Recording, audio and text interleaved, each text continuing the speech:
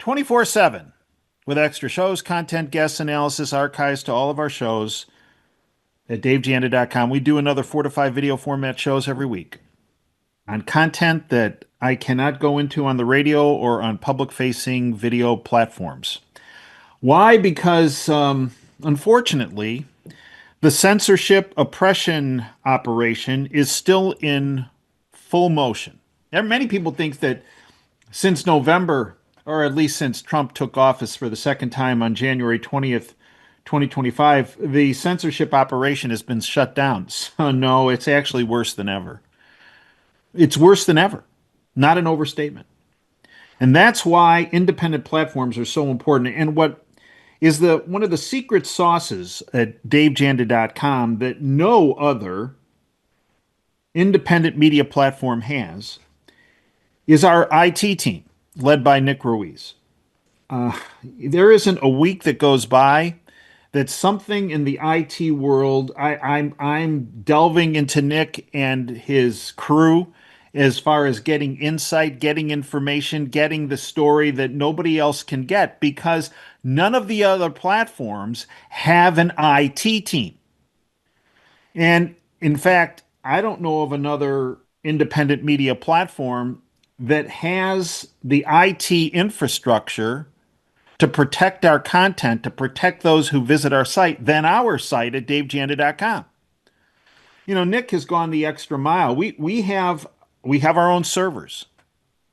We have our own data center. That's because of Nick. That's because of our IT team. Now, with that, it's expensive. It's expensive to run a site. It's even more expensive to run a secure site. It's even more expensive to protect your content so that it's not on public facing servers. But that's the step we go to. That's what we go to. I'm indebted to Nick. I'm indebted to the IT team. Because just this week, we're going to talk about a couple issues that came up. One of which was the U.S. Secret Service dismantles an imminent telecommunications threat in the New York tri-state area. The information that's out there by other platforms let's just say it's superficial, if not inaccurate. And that's why having Nick and his team's input is so important. This is what helps put us ahead of the curve. It's my privilege, pleasure, and honor to welcome back our Director of IT Services at davejanda.com and Operation Freedom, Nick Ruiz. Nick, welcome back. Hey, Doc. Thanks for having me back on again. So, Nick, am I overstating that? No. Like I said, you're saying it was expensive, Doc. After this week, I do not work cheap, man. We've been through it and then some, getting this all set up for Operation Freedom, amongst others. But I'm proud to report that we got it, and it wasn't easy, moving a lot of hardware and stuff. But the benefit is there. It's absolutely 100% worth it, especially now, even from a cost perspective. As well as security perspective. So here we are, man, and you had a front row seat to it. So I'm glad I could provide the entertainment there. Well, actually, here's the feedback. I sent an announcement out to our subscribers at davejanda.com saying that we were in the process of physically moving our servers to the ultimate in climate-controlled environments, which is absolutely critical for a data center. That we were physically, and that the site would be down for approximately 10 hours. And then I started getting emails from subscribers saying, I just wanted to see how long the site was going to be down, and I never saw it was down. In other words, you pulled the tablecloth from underneath the dinner settings, and in fact, Nick, there wasn't any downtime, was there?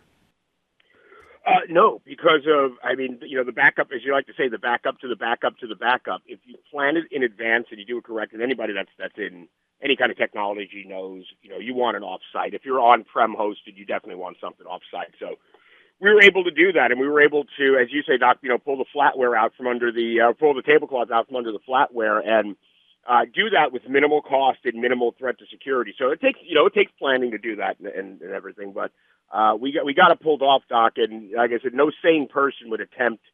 I was basically a solo act on a lot of this stuff, and no sane person would attempt it. But man, was it fun!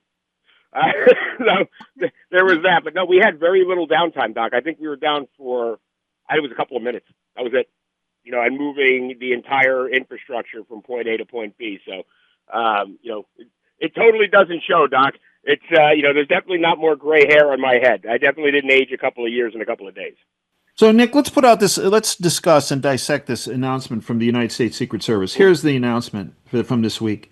The United States Secret Service dismantled an imminent telecommunications threat in New York tri-state area. The U.S. Secret Service dismantled a network of electronic devices located throughout the New York tri-state area that were used to conduct multiple telecommunications related threats directed towards senior U.S. government officials, which represented an imminent threat to the agency's protective operations. They go on. This protective intelligence investigation led to the discovery of more than 300 co-located SIM servers and 100,000 SIM cards across multiple states. In addition to carrying out anonymous telephonic threats, these devices could be used to conduct a wide range of telecommunications attacks. This includes disabling cell phone towers, enabling denial of service attacks, and facilitating anonymous encrypted communication between potential threat actors and criminal enterprises. Okay, Nick, dissect this out for us. Okay, first of all, important key word in there. So you used the word co-location, which is a $6 way of saying the backup to the backup to the backup. And in fact, co-location is exactly how we pulled off moving the site or content, all the HTTP stuff without any downtime, is you have more than one instance of a thing running. So what they're saying by saying co-location is that there's more than one of these systems floating around, either in the country or the world somewhere. So that's important to note right there. This wasn't just like, this wasn't script kiddie stuff and a couple of bored, high school comp sci students or something like that. This is obviously, legit, probably nation state type of stuff. So SIM cards. Let's do the 30 seconds on SIM cards. So everybody's cell phone has one. Back in the day, they used to be a physical little card, and it kind of looked almost like the ones that went in your digital camera. Now you have eSIMs or virtual SIMs, and that is telecom information programmed to a hardware device, a chipset inside of your handset, your phone. Okay? So if I have 100,000 of these things with 100,000 device fingerprints, I can do all sorts of cool stuff. Now, first of all, they're probably ghost SIMs, which means they're not registered to any carrier. They're not registered to any service, which means I can use the existing telecom infrastructure, but I can do so without any of the typical traceability. It's not bulletproof. Nothing is bulletproof. But I can do that without really being identified. Now, if I want to have a text message conversation, I could use 200 different devices and go back and forth on 200 different devices, and it becomes almost impossible to intercept and trace depending upon how you have it configured, if there's, self-hosted VPNs involved and so forth. But without getting too geeky, you can do a lot of damage with that kind of stuff. So you can have completely or nearly completely uninterceptable communications. But if I say want to shut down the New York City 911 or 911 system, right? What if I just start calling it with 100,000 phones, each with its own device ID, and it becomes impossible to block because they change all their information every time they come through? It becomes almost undefendable. So you can actually wreak quite a bit of havoc with that. So you get almost like the way a botnet would be used to deny service to something internet related, like a data center. You can do the same thing with telecom. So you can shut things down just by, it's called flooding, or DDoS, dedicated or distributed denial of service. So you basically have botnet in a box there, and that's neither cheap nor easy to do. So again, these are not like script kiddies that just got bored in high school and decided, hey guys, I know what we can do. We can wreak some havoc. That's a real thing. Those are real players, and that's definitely like for real hardware. So there's that. So, Nick, what do you believe was their ultimate goal with this? And first of all, some people trying to pass this off as a group of rogue actors that pull it. This has to be nation state level kind of stuff, right? Nation state or paid by nation state or operating in conjunction with. Yeah. I mean, you saw the pictures of the hardware there, Doc. I mean, you know what kind of hardware we have here in our facility. Right. And then they showed the picture of that hardware. Now, for those that know what they're looking at in that picture will know it's pretty top tier, and it's not stuff that you just go up to Best Buy and grab. Like, that's pretty substantial. And, when you start getting into the cell network, you start dealing with heavy encryption. You start dealing with a lot of processes, procedures, and protocols that you have to have an immense and intimate knowledge of in order to make something like that work. So again, it's not like you just went to Best Buy and you YouTube it and you're like, hey, I'm a hacker now, you know. So yeah, but as far as that being just discovered, that's the part I have a hard time believing. That should have been way. I mean, if that's as close to the UN building and that's as close to the UN facility as humanly possible, Doc, or as it was, I should say, somebody should have noticed that because once upon a time, about a million years ago, you know, if you can't tell from the accent or what's left of it, yours truly was a New Yorker, and yours truly has been in the UN building in an IT capacity a couple of times. And trust me when I tell you, you say what you like about the UN, but they don't play around when it comes to digital security. So the fact that that was just discovered recently, I find interesting. So, Nick, what do you think these cats were up to? What's the worst thing they could have pulled off? Shut down a 911 network when it's really needed, as an example. Facilitate international communication without there be any chance of interception through conventional methods. So if I were a spy, I mean, I'm just saying I think that'd be pretty cool to have. You know, that's like pretty James Bond and everything. You can also, I mean, if you're going to run, you know, let's say robocalling networks. So if you're going to try to influence an election or something like that, there's a lot of compliance you have to go through now. And for anybody that has a Twilio account, for instance, knows this. If you want to do robocalling or robo telemarketing, it is almost impossible to be fully compliant because of the amount of legislation that goes along with that. But, you know, and you can be fined, obviously, if you don't follow those rules, unless, of course, your entire botnet or cell phone network or calling mechanism exists completely extrinsic of any regulation, at which point in time, then you can just do whatever you want. So there's a fairly wide range of things that you can do with it. I think the most sinister of it would be DDoS. If you want to shut down a specific cell tower, have 100,000 devices all call that one specific tower because that's what they're configured to do. You know, and it becomes more of it's not the end of it's not the end goal. It's definitely, I would say, a component in a bigger plan is where you would want that. And Nick, there are certain nation states that have a track record and a capability of doing something like this, right? Mm-hmm. So give us a list of the nation states that are capable of this. Well, any nation state can do this, Doc. Any nation state can do this because they can find the guys that know how to do the thing, and then they can throw lots of money at them. It's the question becomes which one has a really annoying track record of doing it, and I suspect that might be our greatest ally. You know, so great that most of the UN, ironically enough, recently walked out on their prime minister when he was speaking. And obviously, some entities like China, right? Russia, Ukraine, yes. Sure, absolutely. I mean, you know, again, if you know the right person, Doc, or the right people, and don't forget, I mean, information about these telecom networks, Doc, are available. You know, these are not like super closely guarded secrets. You can find this stuff out if you want. Then it becomes a matter of finding people with the skill set to do it. And that doesn't mean they're necessarily even of the same nation state that would like that capability. It means that they're the guys that got paid to do it. Can they do that organically in-house? Yes, of course they can. But that requires, again, a certain skill set. So a lot of times, Doc, that gets outsourced. So, Nick, do you find it hard to believe that they could create these? I mean, we saw the pictures, right? These, I would call them fairly large centers with this very sophisticated equipment, and nobody have a clue? I find it well. Put it this way, Doc. I mean, it's. I'm standing in now about 220 square feet of air-conditioned utopia, and have 10 times the amount of equipment that was in that photo running in here. Right? Could they? Absolutely, 100%. But what I find interesting is what most of my stuff does is web hosting and application hosting, SaaS and development. Once you get into the telecom network, you start needing a lot of electricity. Believe it or not, you need some power to run all those devices. So the fact that it was, could this be run right under somebody's nose? Yeah, it theoretically, Dave, it could be. I just find it very difficult to believe that was done with such close proximity to the UN, and apparently had, and I don't know to what capacity, some involvement directly with the UN. So you're playing in an area now that should be, at the very least, Doc, extremely secure. So, and like I said, just to give an idea, back in the day, when you walked into the UN, through their main door, there were certain devices they would not allow you to have. As an example, there was a certain type of IBM laptop. that you just couldn't bring in there because reasons. Oh, okay. But the fact that this was done apparently, and it came up in conjunction with the UN, to me, that's something that either could have or should have been kind of spotted sooner rather than later, even just from the electrical signature. Because you got to remember, that's a lot of wireless, Doc.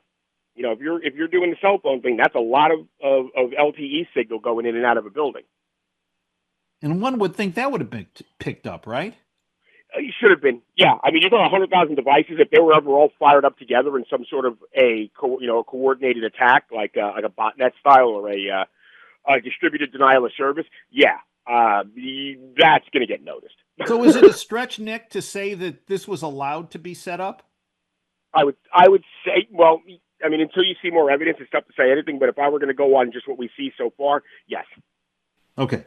Now let's turn to Charlie Kirk, and in particular, I want to turn to the tech side of this. And this part of the evidence against Tyler, who I call Tyler Harvey Oswald, this Tyler Robinson patsy, was he had this Discord conversation. He had a Discord group and a conversation, and I hear some of these other media platforms saying, "Well, Discord, well, that's a fingerprint that you can't, if that's your." If that's your channel that if this is your account, nobody could subvert your account, take control of your account. And Nick, you and I talked about when you looked at that Discord conversation, these guys are 22. They're writing full sentences with accurate punctuation. Now, Nick, you use a Discord channel with your crew. Nick, no 22-year-old communicates in full sentences with accurate punctuation, texting, or on a Discord channel. Nick, give us your take on this. Well, there's a number of things that were wrong with that, right? So number one, I believe we've seen screenshots of it, but anybody that has used or uses Discord knows it's really not that difficult to make your username look like something that it isn't, because there's what's called a display name and a username. So on the surface, you could make any account look like any account if you use the same avatar, the same colors, whatever, the same aesthetic. Let's call it that, right? That's number one. Number two, I always know when there's somebody under the age of about 26 in our Discord server, because you actually almost need, the Rosetta Stone to translate what they're saying, because everything is abbreviated, everything is shorthand, and everything is acronym.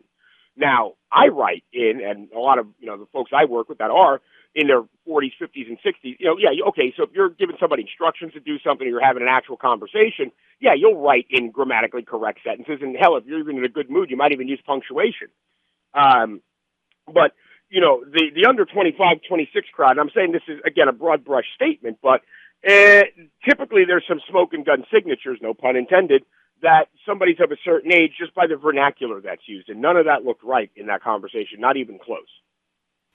Now let's turn to a third subject that's come up in the past couple of weeks. Headline, bombshell. Microsoft gave CCP access to U.S. military secrets. Navy whistleblower Tom Schiller just dropped a national security nuke. Chinese engineers were granted access to classified U.S. military systems through Microsoft Azure for over a decade. There was a ProPublica report highlighting a Microsoft program that allows foreign engineers to indirectly interact with the U.S. military systems through American escort intermediaries. Microsoft said that, yes, China-based engineers to support its cloud services were utilized for the Defense Department. Okay, Nick, is this as bad as it sounds? It depends. Here's what I will say. That means that there's somebody out there that knows how the current Microsoft Azure permission system works. And if you are that person, because I'm presuming there's only one, get in touch with me, because I haven't figured it out, and I've been working on it for 2 years. It's entirely possible. I mean, and I will say this, Doc, this is specific to Azure, and folks that may be listening that use Azure will know that Microsoft is a series of solutions to problems that never existed in the first place, thus creating entirely new ones. Their permission system and the way access is granted to things like, for instance, their storage system, which would be like an AWS S3, but the Microsoft equivalent of it, or their virtual machines and stuff. Depending upon what group, what permission level, what role, I mean, there's so many different ways you can do that. You actually can accidentally do it, genuinely. You could add somebody to a group and say, oh, this person is only supposed to see this, but then the group gets assigned a different permission role because of somebody else's request, and all of a sudden everyone in that group is now able to access a given thing. Like I said, I've been working on Azure for 2 years, Doc, and I've yet to figure out how it works. To me, I mean, you have to like sacrifice goats or something, and then maybe you can get Bastion to work. But it's entirely possible, and it depends on what they have access to, specifically if they're able to elevate their own permissions. If they're able to elevate their own permissions, well, then it's not what did you give them access to, it's you gave them the ability to grant themselves access to whatever they want. That's a whole nother level. Anyone that's in cybersecurity knows once you get into elevated privileges land, that's where you go, oh, no, this is going to get ugly when you try to figure out what it is that happened, because you don't know where they've been, and you're not necessarily cordoned off to a given specific area. But as far as that being as bad as it sounds, it very well could be. You don't know until you start to kind of see who logged into what MAC, what IP, what was moved, what was downloaded, if it's a CLI environment, what commands were executed, like that kind of stuff. So you don't know yet, but I can tell you this, Doc. I mean, if you're looking to preserve secrets, you probably shouldn't be handing out access to, especially permission elevating components, like candy, as a rule. And I mean, that's pretty much basic cybersecurity right there. Finally, Nick, Trump recently hosted some poobahs at a White House dinner. And seated to his immediate right was Mark Zuckerberg, and next to President Trump was Melania, and next to her was Bill Gates. Of note, the one guy who was actually responsible for Trump being elected this last time, Elon Musk, not only wasn't there, but I'm not sure was even invited. Nick, this really made good old Dave mad. Having these two dweebs who are nothing, I'll say it, and are nothing more than two front-facing puppets for the intelligence agencies, and the two I'm talking about are Zuckerberg and Gates, when the guy who's the real deal when it comes to tech wasn't at that dinner, really, really bothered me. Am I off? No, Doc, you're not. I suspect he wasn't there for the same reason that I wouldn't be there. He's got no filter, and he's going to call BS when he sees it. And that doesn't really work in a performative environment like that. Kind of the same reason he wasn't at the crypto summit, huh? And there you go. I mean, as he goes around the room going scammer, scammer, scammer, idiot, scammer. I mean, Doc, he doesn't get invited to the good parties the same reason I don't. It's that whole decorum thing and that whole, filter thing. I don't think either of us do it exceptionally well. And that is sort of a kind of if you want to call it a party piece of the average tech bro, is that you do reach a point in your career where you're just going to tell people the way it is, whether they like it or not. And I think he's kind of, that and also having the liquid net worth of several small countries combined, kind of helps with that. But no, that was performative tech is what that was. When you think about things like Project Jedi, and some of the defense capacity, defense programs and stuff, what do you have a social media guy there? That's purely performative and propaganda. You're not really making things work there. Nick, final minute. Educate our listeners so that they can get more Nick Ruiz. They can't unless they go to Operation Freedom, DaveJanda.com, and you can check out some of the DAR segments that we've done. But apart from that, it is literally impossible to get a hold of me by design. But apart from that, no, do check out some of the DAR segments. And